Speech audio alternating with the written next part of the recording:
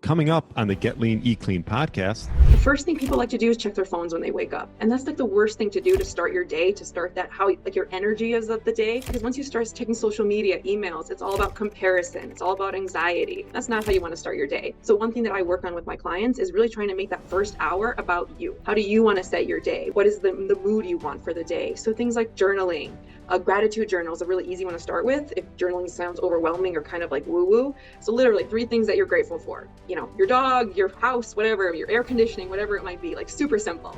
Right. I love a morning walk. So especially before 9 a.m., like 10 minutes, 15 minutes. So getting your heart rate up, getting that sun into your eyes. So you want that blue light in the mornings to set your circadian rhythm and get that high energy up so that your melatonin production increases at nighttime to set you up for bedtime. So a morning walk is definitely something we work on. And then some light stretching is also something, along with some meditation. So just a little bit of that movement, sitting down on a yoga mat if that works for you, maybe some breath work, setting intentions for the day.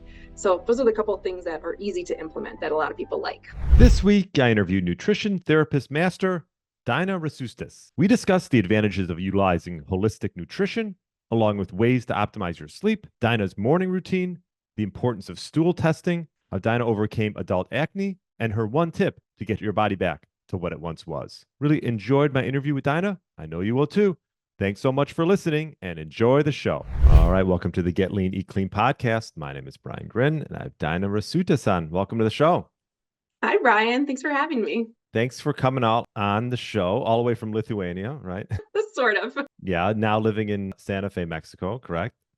Correct. Yes. Grew up in Lithuania, but now I'm in Santa Fe, New Mexico. And how long have you been in the health business for? I've been a nutrition therapist master for just about 3 years now. And what made you go down that route? Well, I was in a civil engineer. So I went to grad school to become a civil engineer, got very burnt out. So actually retired early, never really worked formally as a civil engineer. Wanted to take a break. So I was really interested in getting into the food industry just because my research was on agriculture when I was a civil engineer doing sustainability research in agriculture. And I thought, how cool would it be to combine sustainability and growing food? So I decided to get involved with the restaurant scene and maybe become a sustainability consultant. That didn't exactly work out, but I ended up getting involved in the restaurant scene and just getting closer and closer to food and seeing how food's produced and prepared. And at the same time, dealing with my own health issues because I was in my 20s.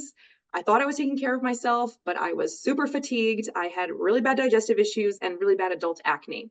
And I thought I was doing all the right things.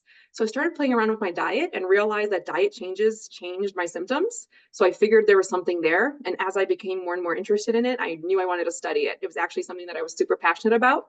So rather than going into dietetics, which I wasn't really drawn to, I wasn't really drawn to the conventional way of learning nutrition. I wanted something more holistic. So I found nutrition therapy school and became a nutrition therapist. Very cool. And I was actually going to ask you that, like, what is the difference between like nutrition therapist and sort of a registered dietitian? Yeah, so mainly registered dietitians are going to work with more medical nutrition therapy. So their patient base, because they'll typically have patients, is going to be people more with chronic conditions. So maybe dealing with heart disease, diabetes, more so that. Whereas holistic nutrition therapy is more about balancing the body and taking a more holistic approach using food, supplements, lifestyle changes. So a lot of the clients that come to me, they've gone through doctors, they maybe have seen a dietitian and just nothing conventional is helping them. So we dig a little bit deeper. We look at gut health, we look at hormone panels, we look at their diet and really make sure that they're eating nutrient dense foods. So it's a lot more digging also into the more holistic ways of looking at things like how is their stress, how is their exercise routine, how is their circadian rhythm, all these little things that are important for making sure your lifestyle is proper and then also nutrition on top of everything else. Yeah, I love that. I recently graduated from F. I don't know if you're familiar with that. Yeah. So that was similar in that sense where you sort of look at sort of every avenue that could affect health, right? Like I think people get so caught up in like just one aspect of it. And that could be a big piece to the puzzle, but like if someone's not sleeping right, then everything else you do is probably not going to work so well.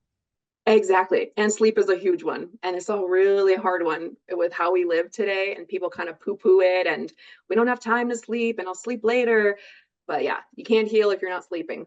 Although I feel like the sleep talk is coming back around. Like it's definitely more in the limelight just because of like these like blue light blocking glasses and stuff. And I think people are more aware. And then you got the wearables with like the Aura Ring. And so I think it Right. is becoming a little bit more, I don't know, some mainstream. What are some of your like biggest hacks for improving sleep? I mean, I have an Aura Ring, so I love my Okay. Aura Ring. If you're a data person, I definitely recommend it. It's the best, I think, wearable for sleep.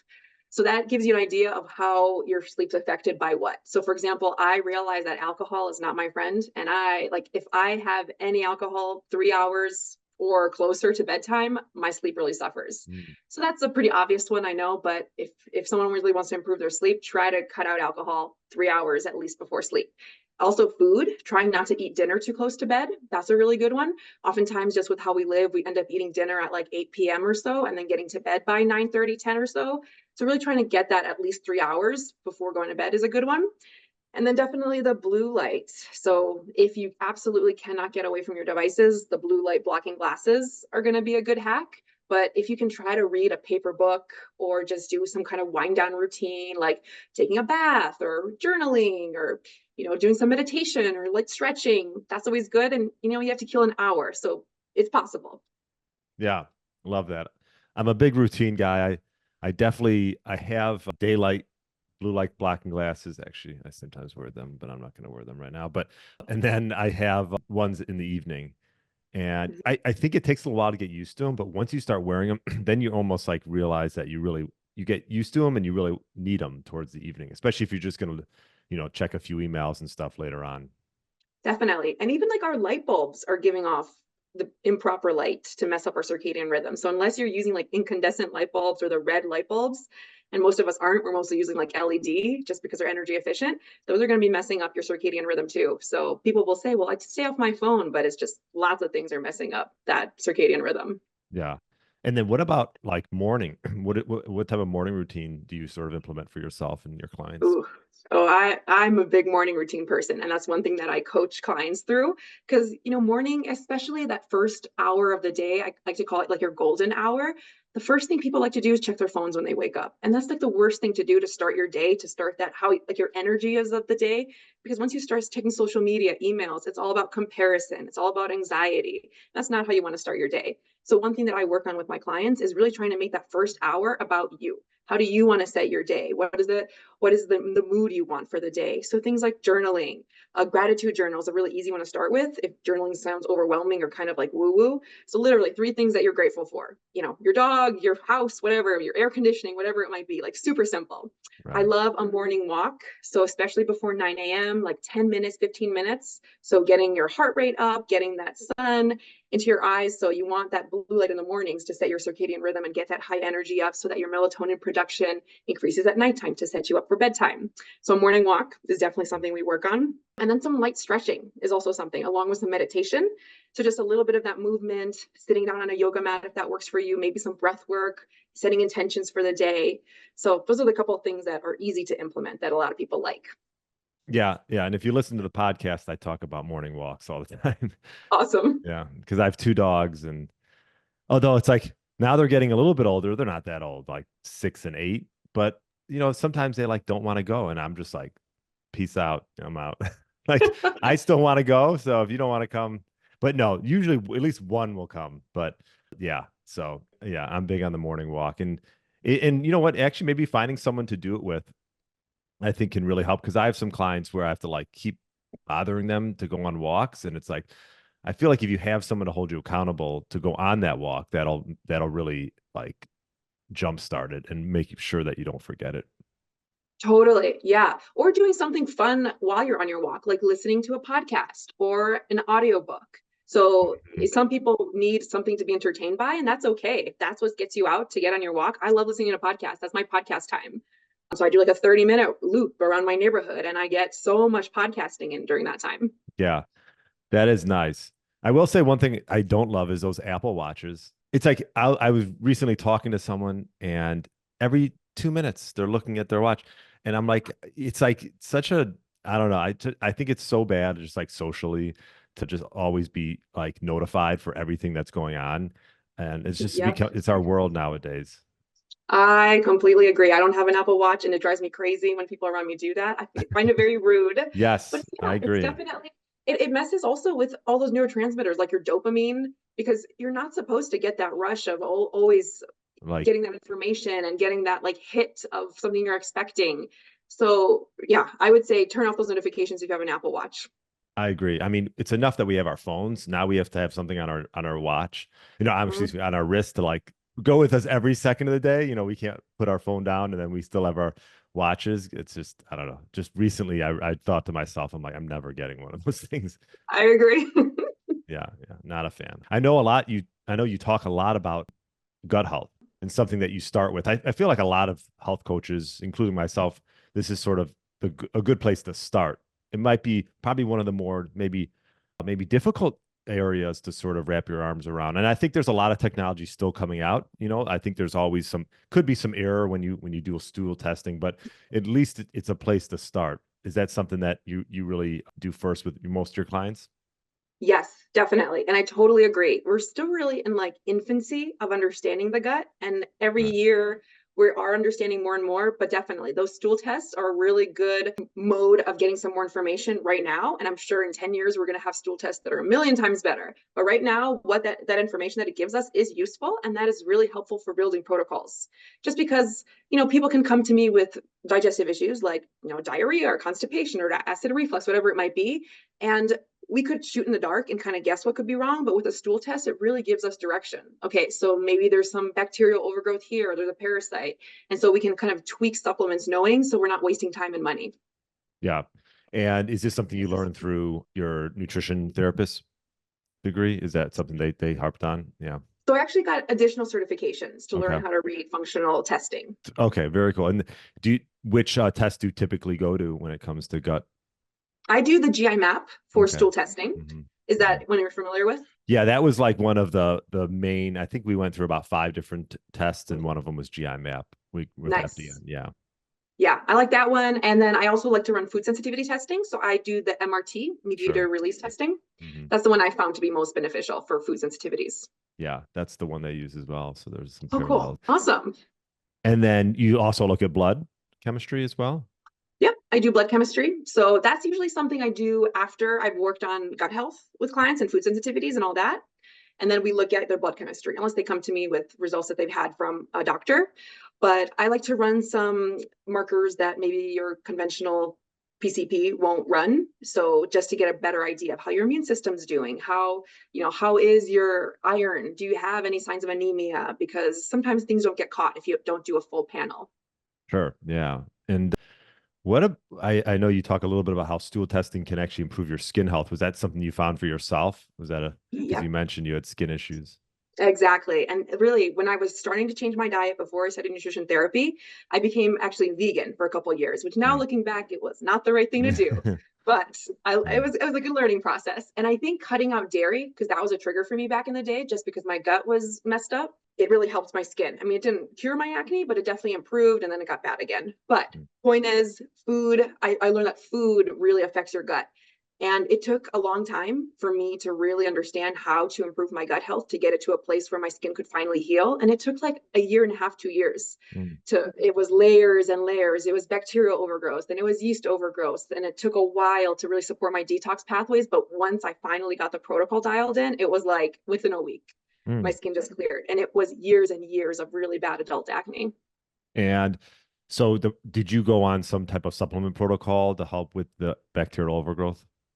Yep, both the bacterial overgrowth, that was one supplement protocol, and that improved my skin a little bit, but it wasn't until I got a Mm. fungal protocol where I had candida overgrowth, so it's a type of yeast, and that finally was what got it. And I do see that a lot with my acne clients. Candida overgrowth is a common pattern with a lot of them. And you said you cut out dairy that helped initially. Now, Mhm. have you reintroduced most foods or are you still, yeah. Yeah, I can pretty much eat anything. The only food I still avoid is gluten from like major food groups that we're sort of familiar with. I don't get an immediate reaction. I've done some testing and I know that I have a sensitivity, and I would just rather not risk it. Just gluten is such a big irritant for a lot of people, and I've worked so hard on getting my gut healthy. For most of my clients too, I have them avoid it unless it's like organic sourdough once in a while as a treat, but I would rather have most of my clients stay away from gluten. Yeah. Yeah. And like, do you cook for yourself a lot? Is that something? Because that's something I always stress with clients. Like, how if you can cook for yourself like 80% of the time, I think that can make a big difference in your health. Totally. Yeah, I love to cook. So Yeah. it's nice when cooking is a hobby for people. I love getting clients that they're like, "Oh yeah, cooking's relaxing." That's great. So if Mm. you can if you're out there listening and you hate to cook, finding a way to learn how to love it is going to be such a life skill that is just going to change everything. Because eating out, they're never going to have food quality as good as you can buy it at home. It's always going to be more expensive, and you don't know what the ingredients are. You don't know what kind of oils they're using. They're not going to be using organic ingredients. So just it's so much better to cook at home. So I always feel better when I cook at home too. So I Yeah. go out to restaurants. I usually have like some enzymes and some hydrochloric acid to help me digest the food because I know I'm not going to feel as good after. So it's sort of like, a blessing and a curse of having that. But it just shows your body becomes this canary in the coal mine of I can tell is a restaurant high quality or not by the way I feel after. Yeah, for sure. It's like we cook a lot at home, and when you go out, it's like it's nice every once in a while, but you always find that you feel like you can make it better. I know. Yeah, there's like the food that I can't make at home tastes good, like Sure. sushi. I mean, Right. sushi at a restaurant, they're gonna make it so much better. But if it's something simple, I mean, like burgers that my husband can put on the grill. I mean, his burgers are so delicious. Why would I pay money for burgers that aren't nearly as good? Right. Yeah. Even like the steaks, we grill out quite a bit, and like you're just like, why do I need to spend $70 on a steak when I can make it better? Totally, totally. Yeah. What are your go-tos when it comes to eating? And do you have anything that like you like to splurge on every once in a while? Ooh, good Yeah. question. I mean, sushi is definitely one of them. Nice. Just because, yeah, it's a good Is one. it it's is it good where you're at? Like good area to have suit or I mean, Santa Fe in general is a very cultural, just dynamic city. So for its size, it has a really good restaurant scene. Mhm. So for being kind of in the middle of the desert, really the sushi's not bad, which Okay. is good. Let's see, other things that I like to go eat out on. I mean, we have some really great gluten-free, sort of organic leaning restaurants. So if I'm gonna go out, I just feel so good after eating at those kind of places. And they Sure. have really good desserts like gluten-free, organic dairy products, and all that. So I think stuff like that is where I tend to go. What about any like Lithuanian things that you make? Yeah. That I make Oh. Lithuanian. Yeah, I make some stuff. There's definitely no Lithuanian restaurants in Santa Fe. Some in Right. Chicago though, Oh, so okay. you can check that Mhm. out. Yeah. But I love to make something. It's like a cold beet soup. It's called sheltebarste, which sounds Okay. so weird. It's with grated beets that are pickled and kefir. So it's Okay. like hot fuchsia pink. It is the most bizarre color, and there's cucumber and hard-boiled eggs in there. It sounds so disgusting, but it Wow. is so delicious in the summertime. It is the most refreshing soup, and you eat it with like hot boiled potatoes. It's really good. Interesting. I won't try to pronounce that. That won't happen. But I will maybe if I go to that if I we go to that Lithuanian restaurant in Chicago, they probably have it there, I'm assuming. Oh yeah, it would be on the menu. Okay. That's cool. So what about routines as far as working out? Like do you implement resistance training or what's your routine like and what do you do with your clients a lot of times? Yeah, so I started resistance training about 2 years ago. So it was a little Nice. bit later in adopting it. I taught bar actually for many years. So it's sort of like a type of Pilates, if anyone's not familiar out there, Mhm. which was great, but it never really gave me the body composition gains that I was looking for. And then I realized more and more about resistance training and how important it was to build muscle, especially for women who are aging. I mean, men too, but it Sure. just became this more and more information is coming out now, especially today. It seems like everyone's talking about strength training. So, yes, I do strength train. And that's what I tell my clients. It's kind of the best bang for your buck, too. I mean, I killed myself doing Orange Theory and HIIT Mhm. classes. And I would leave like the gym crawling and not really see the results that I was looking for. Whereas resistance training is like, I personally go 3 times a week. That's what I recommend for my clients. Mhm. And I'm not a personal trainer, but just that's what I recommend. And yeah, it's really 45 minutes or so. I'm not exhausted. I feel great. I just came back from the gym just now and I'm energized. And I feel like my body composition has been improving so much faster. And I'm Mhm. actually seeing what I want to be seeing. Yeah, I mean, like my wife was a big into running Mhm. and I've gotten her now into lifting and now she doesn't run as much. And I agree. I mean, I think like cardio, if you want to call it, can play a role, but a lot of times people overdo it and they get into sort of like this chronic cardio situation, almost like you were talking about, like a lot of these classes, like the gym that I'm at here they have a ton of classes, and I'm not totally against that because I think a lot of people like them, but you can get burnt out pretty quick and sort of, end up running in circles almost. I agree. I think the classes are great for community, maybe Right. like once a week to just get cardio, support Sure. your heart, that kind of thing. But definitely, if someone's looking for weight loss and more of that aspect, I would say definitely build muscle, focus more on that. And because cardio can mess up your metabolism in the end, you're going to have to restrict calories. And then I talked to some of my clients, and they're eating like 1,200 calories a day. And they're not losing weight anymore, and they're doing a bunch of cardio. They need to start building muscle big time so they can increase their calorie load and actually not be hungry all the time. Yeah. Do you find, I don't know, do you work mainly with men or, excuse me, with women or men or 50-50? I would say like 80-20, mostly women though. Mostly women. And Mhm. what are some of the common themes that you see with a lot of the women that you work with? So most of my clients are coming to me with digestive issues and skin conditions. Okay. So I really love working with those type of clients. And it's not acne only. I'll see eczema, psoriasis, rosacea, so all types of different skin conditions. And then digestive issues, it's kind of a whole array. So it could be constipation, it could be diarrhea, acid reflux, bloating, all sorts of things. So, and these are typically people who are very health conscious. So they're doing all the right things. They're eating well, they're exercising, they're drinking their water, yet somehow nothing is regulating. And they've seen doctors. Doctors have told them they're fine. So that's when they end up coming to me. And then we run things like stool testing, food sensitivity testing, and just really rebalance the body from the inside out. Okay. Yeah, that makes sense. Do you find that a lot of the women you that come to you are eating enough or maybe eating like the wrong things? It's always a mix. I would say most of the time they're not eating enough. They've come from a pattern of calorie counting, and so that's really difficult to approach because there's a fine line, especially with working with nutrition, of you don't want to restrict people too much so they fall back into those habits and get a little too obsessive about their diet. Yeah. So I stay away from calorie counting. I mean, maybe we'll figure out like protein grams just to get a baseline, but for like Right. a week, we'll count their protein just so they understand how much I want them to hit in their targets.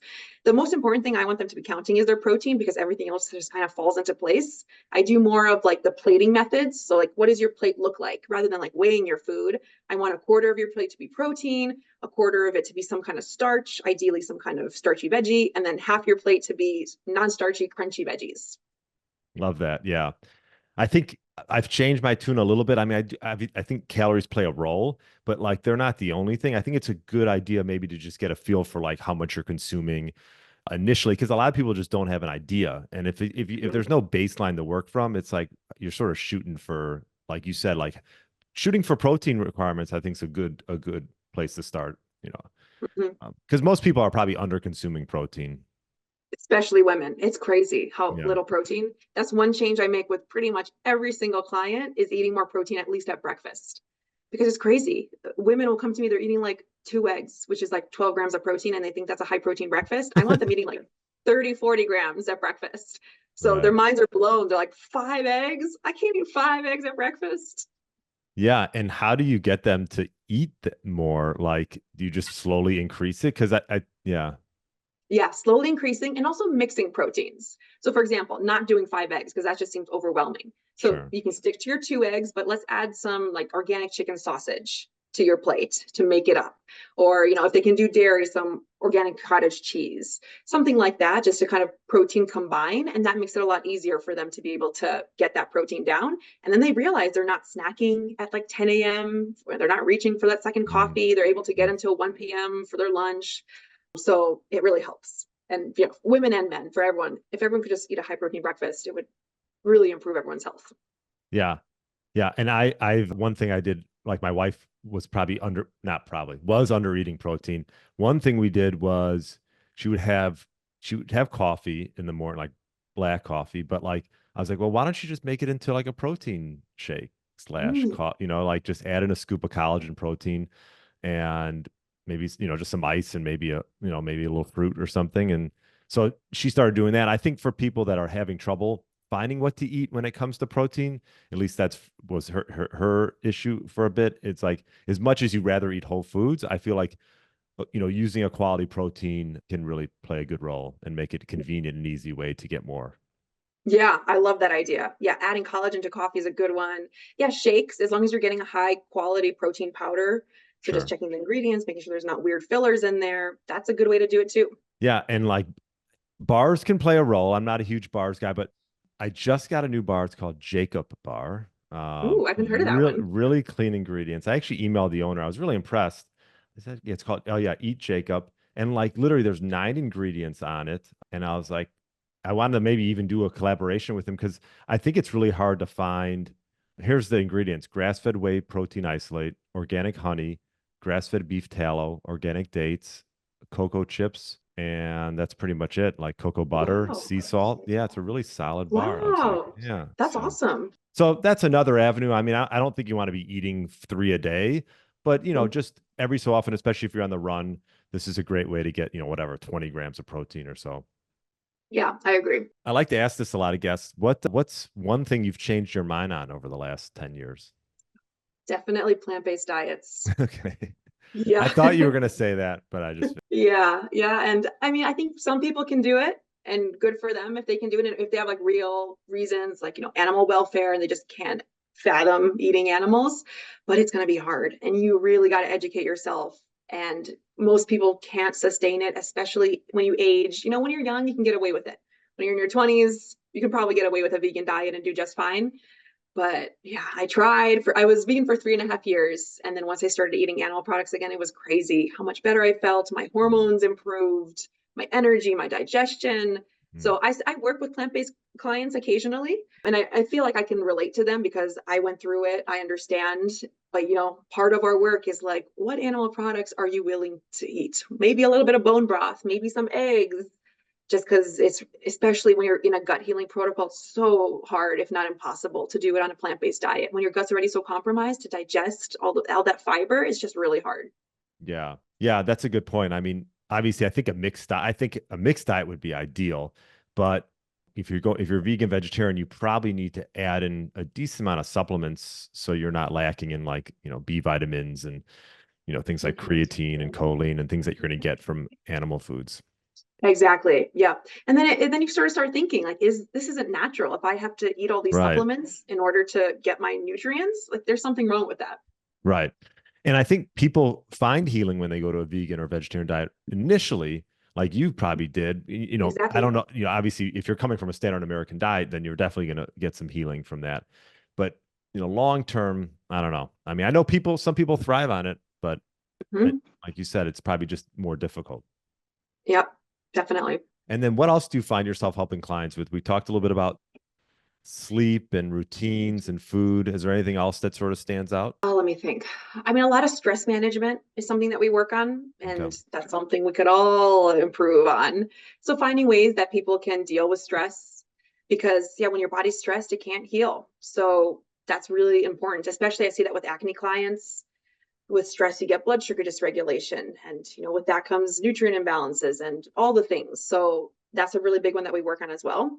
Another big topic is toxicity. So we work a Mm. lot on detox in general, just supporting your detox pathways and proper nutrition and just water and all the things that come from what you put into your body. But then we also have to think about things you don't want to put into your body. So really thinking about body products, thinking about the water that you're drinking, thinking about even like clothing. Maybe you should switch to organic underwear Mm. because that's a piece of clothing that's in parts that shouldn't be exposed to chemicals. So Mm. things like that, we work on that a lot too. As far as water is concerned, do you have any things that you like to use? Like I know like some type of filtered water, or I'm drawing a blank on. I just had a guy we talked about. And, oh God, now I'm drawing a blank. But any type of certain water that you would recommend? I just say invest in a good filter. Okay. So I really like the Berkey filter. It's a countertop filter and that works great. If you have the funds and want to invest into like a whole house filter, that's great too. But yeah, just the water coming from your tap, the standards are so pathetically terrible in the US. And, they'll say it's fine, but I really wouldn't recommend it. There's trace amounts of all sorts of heavy metals and pharmaceuticals and things that you don't want to be drinking. So definitely switching to a water filter is a good idea. Yeah. Yeah. I'm drawing a blank, but it was like a special kind of water, and it's almost like I can't. Maybe you can think of it, but it's like it's really expensive, and I'm thinking to myself, gosh, I mean, do people really need to spend this much? on just getting, good quality water. I always say, like, if you can add a quality sea salt to it, Hmm. that would be good as well, just to get your minerals. Because a lot of times just drinking water probably doesn't necessarily hydrate you as well. I know there's a lot of like expensive salts out there now. I don't think you need to spend that much. You can get like a quality salt out there and just add that and let it soak into your water and not have to spend like on these packets. This is like the hot thing. Element's a big Yeah. one. Like they send me stuff and I use it sometimes, which is nice, but I don't particularly buy it as much because I don't think any salt would be worth that much. Yeah, it really depends on what you're looking for. Yeah, I like Element. I like taking to the gym because it makes me drink more water while I'm working out. It has a nice flavor. But Mm, definitely just sprinkling some sea salt. You can make your own electrolyte mix with like some lemon or lime juice, some coconut water, and some sea salt, basically. Maybe some trace mineral drops if you want to get real fancy. But yeah, if you want to keep it simple, sea salt is a really good thing, especially for your first drink of the day. I mm. like to have clients do that. Like before you have coffee is always a good idea. Some like warm lemon water with a little bit of sea salt is a great way to get your digestive juices flowing, get your stomach ready, and hydrate after 8 hours or so of not drinking any water because you were sleeping. Yeah. And what are your like go-tos as far as nutrient dense foods that you like? I love bone broth. That's Mm, a really good one, just that has natural collagen in it, especially because yeah. I work with a lot of gut issues. So that's a really good one. Typically, really easy to digest too. So if you're having any type of tummy issues, collagen in the bone broth is really good. I would say eggs are a favorite of mine and just really good protein, really good healthy fats. That's one that I like clients to have. I really like organ meats, which is really hard for people to get in. But Mm, there's some brands out there like Force of Nature that are doing like mm. the ancestral blends that put the organs in there. And I love it. It's like ground beef that has liver and kidney and heart You in it. and It's you we get that every month. Yeah, awesome. yeah. I've actually been wanting to get the CEO of Force of Nature on, which I don't think shouldn't be that hard. I haven't gotten him on yet, but I really like what they do. They make a quality product. I love their stuff. Yeah, and it tastes good. And they have all this like game meat sausage, which usually game meat's pretty hard to Yeah. get down. Theirs is amazing. It's not gamey. So that's really good too. The just organ meats, and usually people aren't loving pate or liver and onions, so that's a good way to sneak it in. And then in general, I mean, fermented foods is something that I also really like clients to have, again, for gut issues, the probiotics in there, just starting slow if it's not something you eat much. So really sauerkraut and kimchi are typically the ones that are safe, just in case you have any dairy sensitivity. But if you can tolerate dairy, I love Greek yogurt, kefir. Those are really good ones to include too. Yeah. There's a brand called Ceatopia. Have you heard of them? I haven't. Yeah. Yeah, check it out. I had the owner on, gosh, probably a few years now, but I get their, so you talk about, you like sushi. So they have an interesting concept where they it's farm raised fish, but on a species appropriate diet. So it's controlled. Because Oh, now even with wild fish, who knows? There's still plenty in the ocean, like microplastics and things that can get in there. So like it is literally sushi delivered to your door and quality, like they're all tested for, heavy metals, things like that, mercury. And you can sort of the company's come a long way since I started ordering from them. Now you can sort of pick and choose a little bit more what you want. Tons of whitefish and some salmon if you like that. And then cool. yeah, yes, and they have shellfish and things. So it's called Ceatopia. So Awesome. And it comes frozen, I'm guessing. correct. Cool. Yeah. I'll have to So look into that. especially if you love sushi, because then you could just make it at home and you're good That's to true. go. Then you then Maybe. you'll then you'll never go out. Yeah, that's true. Yeah. Don't take that away from me. Right, exactly. Well, this was great. This is a question I ask most of my guests is what one tip would you give an individual who's looking to get their body back to what it once was, like 5, 10 years ago? Ooh. Oh my gosh. I mean, as many whole foods as possible. It's so easy to slip into cheating and making convenience foods a big part of your diet. But if you can just stick to mostly whole foods, that's going to get you your nutrients. It's going to give you more fresh foods. It's going to give you your antioxidants. So, and it's going to take out a lot of the junk, a lot of the chemicals that are in these processed foods, and just checking your labels. Because a lot of these companies are so sneaky and they make food seem healthy, like all these alternative sweeteners Mm, and so just read the labels, do a little bit of research, and just try to stick to mostly whole foods, things that don't even have an ingredients label on right, it. right. Like single ingredient foods. Yep. Yeah. Can't really go wrong there. And cook for yourself, right? Definitely. Well, this was great. Where's the best place for people to find you? So my business is called Table to Crave. I'm pretty active on Instagram. And I have a website, tabletocrave.com. I have some freebies on there, a couple recipe guides, some tips for better gut health, like foods to eat. So there's a couple free downloads there too, if you're interested. Yeah. And you do virtual therapy as well, right? Yep. I work one-on-one virtually. So I have clients all over the world. So definitely if gut issues, skin conditions are an issue, I can help. Awesome. Well, I will put links in the show notes for that. And yeah, I appreciate you coming on and sharing some knowledge for us. And, I love interviewing all different types of health coaches because I think people should just learn more about alternative ways to heal. And, so spreading the word and getting it out there as much as possible. So Awesome. I'm glad you're doing it. all right. Well, thank you again and have a great rest of the day. All right. Thanks, Brian. Bye. See you later. Thanks for listening to the Get Lean, Eat Clean podcast. I understand there are millions of other podcasts out there and you've chosen to listen to mine, and I appreciate that. Check out the show notes at briangrin.com for everything that was mentioned in this episode. Feel free to subscribe to the podcast and share it with a friend or family member that's looking to get their body back to what it once was. Thanks again and have a great day.